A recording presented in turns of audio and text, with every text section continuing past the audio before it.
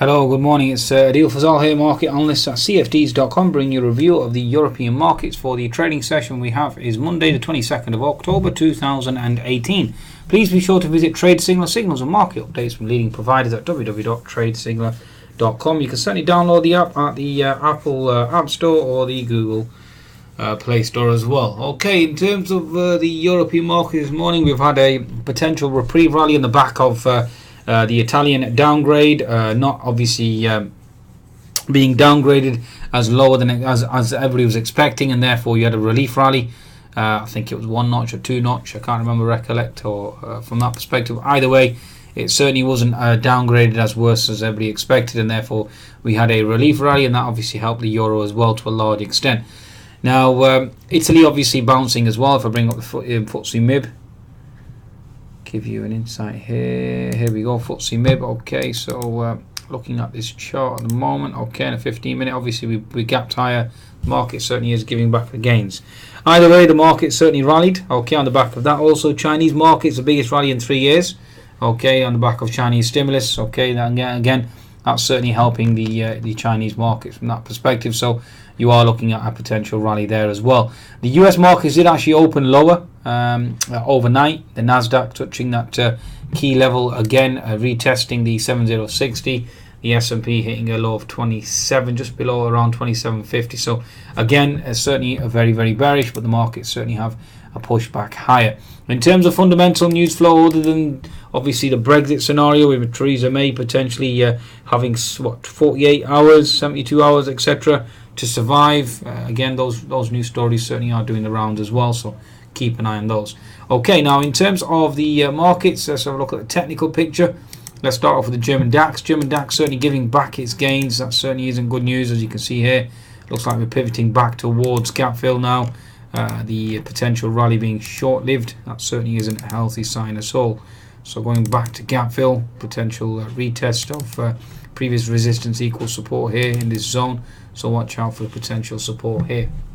Okay, so that's basically where we're oscillating between. Okay, so that's something that you certainly need to be keeping an eye on with regards to the market movements. Okay, so that's basically where we stand in terms of the German DAX. Now, moving on to the French CAC. Again, the rally is not exactly very confident, is it? As you can see here, folks, we've literally given back everything in terms of the French CAC. This certainly isn't a healthy sign. As you can see here, we're certainly approaching or retesting gap fill now.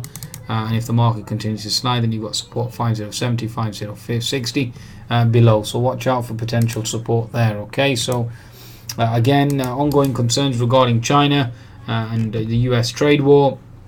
Ongoing concerns regarding Brexit. Okay, that certainly is weighing on the market as well. So all these factors certainly adding up. Okay, to exert excessive pressure on the downside. In terms of the FTSE 100, the 60-minute chart does remain and is within a inverted head and shoulders formation. So again, that's something that you certainly need to take on board. Okay, don't get too bearish. That's what I would say. Obviously, I was bearish today. Took out 20 points, got out. Didn't really want to hang on to that bearish sort of argument. Okay, so again, in and out. If the fundamentals certainly support it, then obviously I wouldn't hesitate to take that trade. Now, one of the reasons why I took the trade is obviously with ongoing concerns regarding Brexit and obviously Theresa May's future as well. So that certainly doesn't bode well for the market. So bear that in mind. Okay, so again, coming into resistance here now around the 7080. Coming to resistance around the 7085 zone, so watch out for that. Okay, moving on to the daily chart, the FTSE, I mean, strong case can be made that the FTSE certainly is overdue a potential short squeeze, or a very strong short squeeze at that as well. Okay, so I think that's a good summation really of European markets. You've got the rally from the obviously euphoria that Italy didn't get as downgraded as everybody expected in terms of the levels or the notch. In terms of the downgrade, it wasn't as bad as everybody expected, and therefore you had a short squeeze rally, which obviously, as we can see, has been short-lived with the German DAX, French CAC, and even Euro stocks now giving it all back.